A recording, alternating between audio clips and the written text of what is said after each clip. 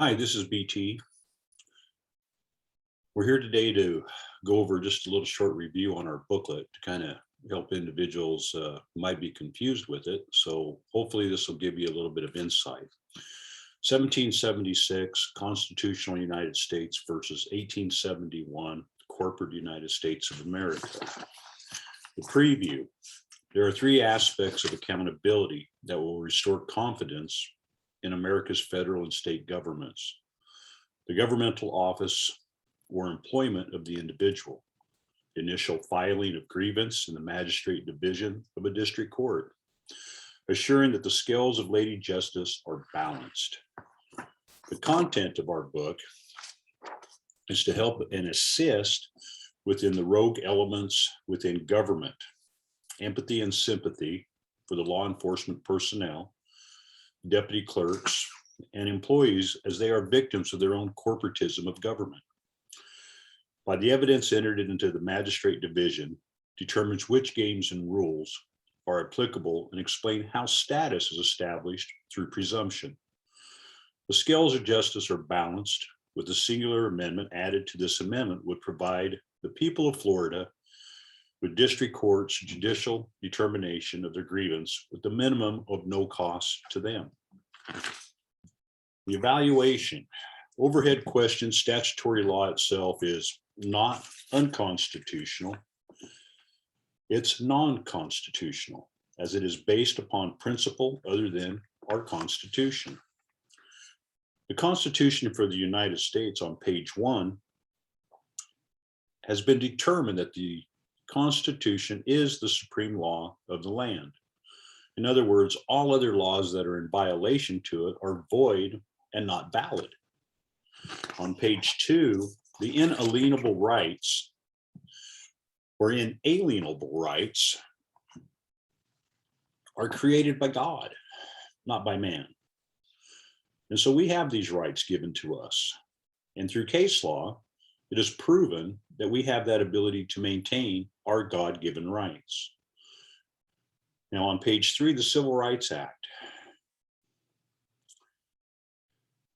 We are not governed properly under the Civil Rights Act. It doesn't allow freedom. It actually encloses an area that is determined by presumption if you do have freedom, which again is a violation of our rights given to us by God. On page 4, we have one country versus two nations. We have the constitutional republic on which our country was founded upon, 1776, and we have the corporate democracy of 1871. One is sustainable and one isn't. As you can tell, the corporate democracy is unsustainable due to the increased taxation and other areas that violate constitutional protection of our God-given rights. Now, the absolute truth on page 5 is the breakdown of the United States. We are a republic form of government guaranteed under our constitutional rights and protection. We have the laws of nature and nature's God, the people. We, the people. The construction of general laws that are not in violation of the Constitution. There are only 50 states. Public servants were here to serve us. Enacting and enforcing general laws by judicial due process of law, we maintain you're innocent till proven guilty. Again, the Constitution is the supreme law of the land, and there must be an injury to have a violation. When we look on page 6, we talk about sovereignty. We have various aspects of sovereignty. We have spiritual sovereignty and physical sovereignty. Presently here in the United States and abroad, the sovereignty issue is taken away through the presumption that we are a corporation within ourselves and not a true living being. On page 7, what is law? Black Law Dictionary, Volume 1, A System of Principles and the Rules of Human Conduct, 1891. Black Law Dictionary, Volume 7, 1999, It's a regime that orders human activities and relationships through systematic application of the force of political organized society. And that's what we live in today. We either do as the government tells us, or we are in violation, no matter if it violates our God-given rights or the Constitution. On page 8, the Florida Constitution determines under Section 1 the political power. Under Section 2, if we look at the unalienable versus inalienable, as written in the Florida State Constitution, the difference is unalienable or unalienable is God-given rights. Nobody can take those away from you. Under the Florida State Constitution, inalienable or inalienable rights can be sold or transferred, and that's defined. In other words, each state has taken away your constitutional protected rights as they were brought in under the corporate status of government. Now, what does federal mean? Federal means is it pertaining to a league or treaty derived from an agreement, a covenant between parties, especially between nations. And it constitutes a compact between parties, usually government and their representatives. So the federal government was pretty honest when they were given the name federal. So let's look at the term league. League is a criminal law. A league is a conspiracy to do an unlawful act. So that's pretty interesting. If the federal government is defined under a league and it creates conspiracy to do an unlawful act, let's look at conspiracy on page 11. The agreement or engagement of persons to cooperate in accomplishing some unlawful purpose or to do any act with the intent to prevent the course of justice. Think of that. Is Lady Liberty's scales unbalanced today? Well, of course they are. Because again, conspiracy within the court systems through presumption is what is utilized in today's education system within the aspect of law. It's fraud. So when we look at the United States as a democracy, corporate democracy, established in 1871 under the Act of the District of Columbia, the 54 United States of America, their special political contributions, politicians, lobbyists, private special statutes, or color of law. Everything is under policy. It's not actually a true law. When I say policy, it's policy like if you have a business and you have a policy handbook that you give to your employees. It's no different than what the government has been presently doing since the time frame of corporate democracy. Violations of the agency, policy, rules, regulations, special statutes. The people are no longer being protected by the bureaucrats. They are the enforcers.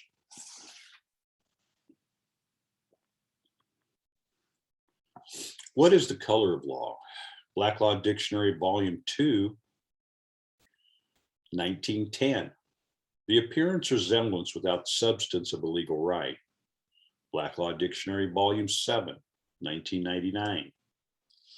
The appearance or resemblance without the substance of a legal right. The term USU implies a misuse of power made possible because the wrongdoer is clothed with the authority of the state. It's very understanding when we look at it of the state. The state is the constitutional aspect. And so the constitutional aspect of the state has given away their authority. In other words, it's like you giving away your rights to another individual to tell you what rights you have. So let's move on to page 14, Title 4, Section 112. This was established in 1934. And this allows the presumption that you're guilty when a crime is committed without you having to prove your innocence. Doesn't matter. The court determines if you're innocent or not.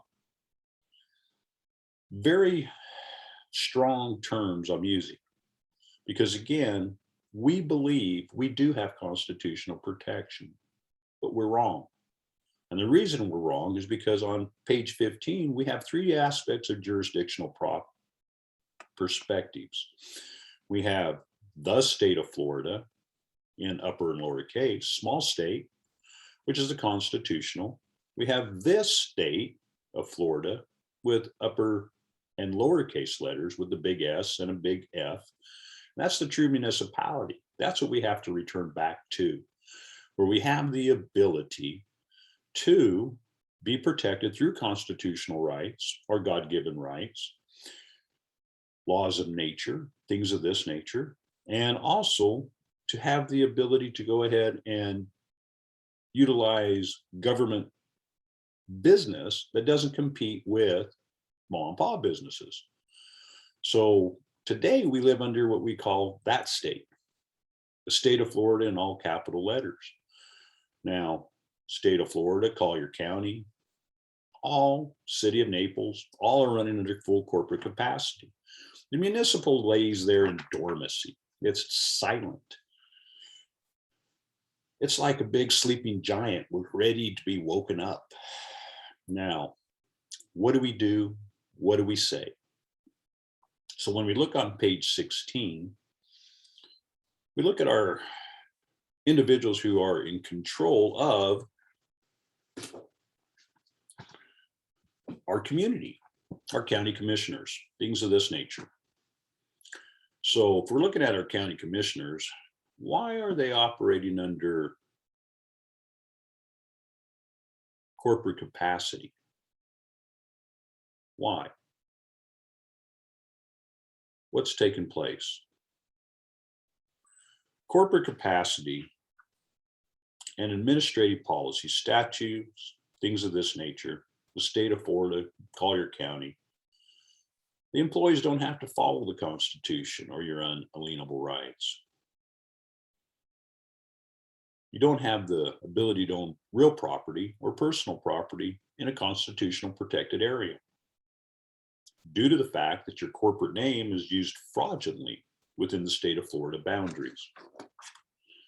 So let's look at the corporate name availability and the definition of a true corporate name. Pull out your driver's license, pull out any government contracts, any contracts that you utilize. You'll notice that your name's in all capital letters. And so the distinction between that and upper and lowercase, constitutional wise, your true name, which can only govern contracts, not your corporate name. So the fraud has been taking place under this. All letters of the English alphabet only include uppercase letters. There's no distinction between typeface or font that would be recognized. Now that's your corporate name. Think about the aspect of, did you know that? How many people know that? Have you ever been curious of why? Well, under Florida statutes, it's a false entry into the books or business. Any officer, agent, clerk, or servant of a business entity who makes a false entry into the books, therefore with the intent to defraud any person whose duty is to make in such books a record of entry or a transfer of stock, or issuing and canceling the certificates therefore, or the amount of stock issued by such businesses, who admits to make a true record of entry therefore with the intent to defraud, commits a felony of the third degree, punishable. So think about the system today. Driver's license, county clerk, all the aspects of government that are running under the corporate name are committing fraud, according to their own definition. Now, are you aware of that? Did you know that there are two birth certificates? One is your original birth certificate, which is pursuant to law, constitutionally protected. Then you have your de facto, and de facto strictly means the corporation of government. And that name is in all capital letters. And it's governed under pursuant to rule, not the Constitution. Here in Florida, when you look at the statutes themselves, Title 29, Chapter 382 on page 21 says that they have to be able to go ahead and maintain the records accurately. And they do. That's why there are two birth certificates. The problem is when your name is in all capital letters, those birth certificates are mainly utilized for agencies within the state and federal government. They determine. And again, on page 22, the definition shows how you actually get your birth certificate. And again, the state of Florida commits forgery when they change your proper name, your true name, which binds you to any legal contract or lawful contract, to a fictitious administrative corporate name. So when you go through the court systems, you don't have protection. So the corporate name affects you through fines and rules and mandates, and you're not created by government anymore. You're created by a corporate government, not by God. Real property owned is taxable. Personal property owned is taxable. Administrative courts of this state don't follow the law. They interpret the law. Now, when we look at the Florida Constitution, Article 7, Section 1 is actually the constitutional area of protection for illegal taxation. Under Section B, motor vehicles, when defined, when you go through compact all the way up to the United States definition, is a commercial vehicle only used for that purpose. So unless you own your automobile and fully outright, it's still under commercial use. But if you do own it outright, you're not in the commercial industry. And so you're not using it for commercial purposes, which is a big difference. It's very important to understand what it means. And so we're not required to register our motor vehicle once it becomes an automobile paid outright, because it becomes truly personal property governed by the law of your domicile. And your domicile is governed through standing. Which jurisdiction do you have the right to protect yourself? And that's on page 27. So when we get into the court systems, interpretive rulemaking is where it's at. Interpretive rulemaking determines how a judge reads the law. In other words, he determines if the law is fine or not. If he knows you, he might let you go. And if he dislikes you, he'll hang you. And so we have to understand that when we read that. And all city, county, and state courts utilize interpretive rulemaking as well as administrative policy, things of this nature. And so remember, interpretive rulemaking does not have the force of law. In other words, it goes back to the policy making of the corporation governing you. So there's plenty of activity with criminal activity here when you look at due process. The court systems themselves are confined to protect their business, not to protect your rights. So when you look at that, they're going to do everything and anything to break your constitutional rights so they can make money. And again, that's defined on page 32 and 33 and 34. But there is a remedy on page 35, and that's how we work this system. We have to understand the law of domicile, jurisprudence, and where we're at, and we get to make that choice. So what is the area of law of domicile jurisprudence? Your domicile of origin is your birthplace. No matter where you're born, the laws remain your domicile of origin. The government puts you under what I refer to as a domicile of operational law because it's brought through presumption. You're incompetent to understand what you're supposed to be doing. So we take the area of domicile of choice and take that presumption away. And how do we do that? We do that through the aspect of sworn affidavit of a living will, our Ninth Amendment proclamation, and a declaration of domicile of choice governed under the laws of perjury. So hopefully that'll help you understand where we're at, where we can go ahead and move forward and understand we're here to help return the state of Florida, each and every county, county of Collier, back to a republic form of government where we are protected. So I want to go ahead and say thank you for listening and taking this time, and understand that we truly are here to help you. BTNASOC.info. Send your questions to freedom@nacoc.info, and we'll help you. Thanks again.